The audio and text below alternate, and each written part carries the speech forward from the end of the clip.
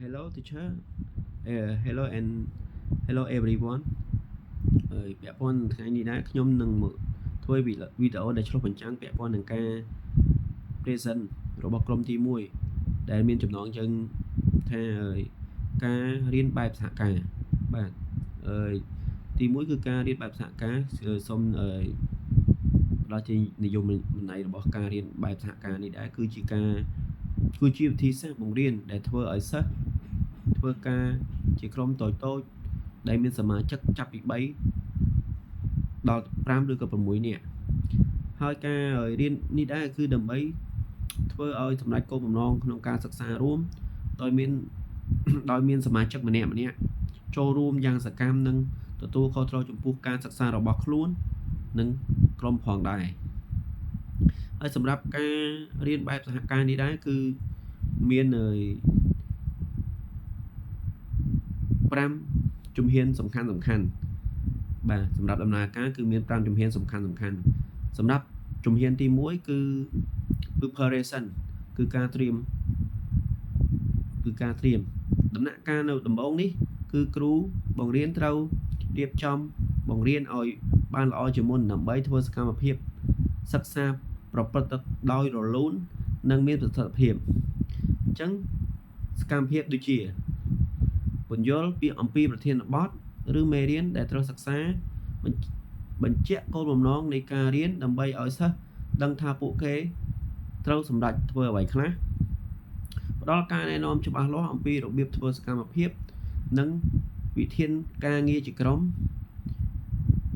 បែងចែកសិស្សទៅជាក្រុមតូចៗដោយគិតគូរពីសមត្ថភាពលក្ខណៈសម្បត្តិផ្សេងៗដើម្បីឲ្យក្រុមមានតុល្យភាពរៀបចំសម្ភារៈសិក្សាដូចជាសញ្ញាកិច្ចការសំណួរសម្រាប់ពិភាក្សាសកម្មភាពផ្សេងៗសម្រាប់ក្រុមនីមួយៗសម្រាប់ជំហានទី2គឺ giving the test ការផ្ដល់កិច្ចការបន្ទាប់ពីបែងចែកក្រុមរួចមកគ្រូផ្ដល់កិច្ចការឬសំណួរទៅឲ្យក្រុមនីមួយៗកិច្ចការដែលត្រូវផ្ដល់គួរតែមានពាក់ព័ន្ធទៅនឹងគោលបំណងមេរៀនជំរុញឲ្យសិស្សគិតវិភាគនិងដោះស្រាយបញ្ហាតម្រូវឲ្យសមាជិកទាំងអស់ចូលរួមសហការគ្នាមិនអាចធ្វើបានដោយម្នាក់ឯងនោះទេមួយទៀតគឺផ្ដល់ឱកាសឲ្យសិស្សពិភាក្សាផ្លាស់ប្ដូរយោបល់និងជួយគ្នាទៅវិញទៅមកចូលដល់ជំហានទី3គឺ group discussion ការពិភាក្សាជាក្រុមនៅដំណាក់កាលនេះសិស្សត្រូវចូលរួមធ្វើសកម្មភាពរួមគ្នាជាក្រុមដើម្បីសម្រេចកិច្ចការដែលគ្រូបានផ្ដល់អញ្ចឹងពាក់ព័ន្ធនឹងចំណុចនេះដែរគឺសិស្សសកម្មភាពរបស់សិស្សមានដូចជាពិភាក្សានិងផ្លាស់ប្ដូរគំនិតគ្នាសួរនិងឆ្លើយសំណួរចែករំលែកចំណេះដឹងនិងបទពិសោធន៍ជាមួយគ្នាជួយគ្នាដោះស្រាយនិងបំពេញការងារស្ដាប់យោបល់របស់សមាជិកគ្រប់រូបដោយការគោរពហើយនៅក្នុងកំឡុងពេលនោះដែរគ្រូមានតួនាទីដែលមើលតាមក្រុមនីមួយដើម្បីសង្កេតផ្ដល់ការណែនាំក៏ដូចជាជួយនៅពេលដែលសិស្សជួបការលំបាក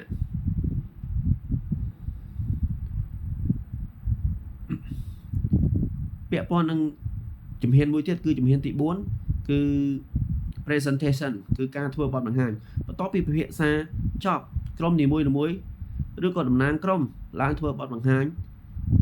នៅមុខ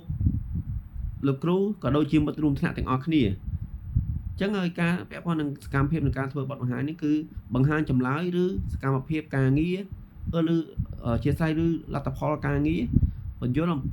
អំពីវិធីដែលក្រុមបានដោះស្រាយបញ្ហាចែករំលែកគំនិតឬទស្សនៈរបស់ក្រុមបង្ហាញសកម្មភាព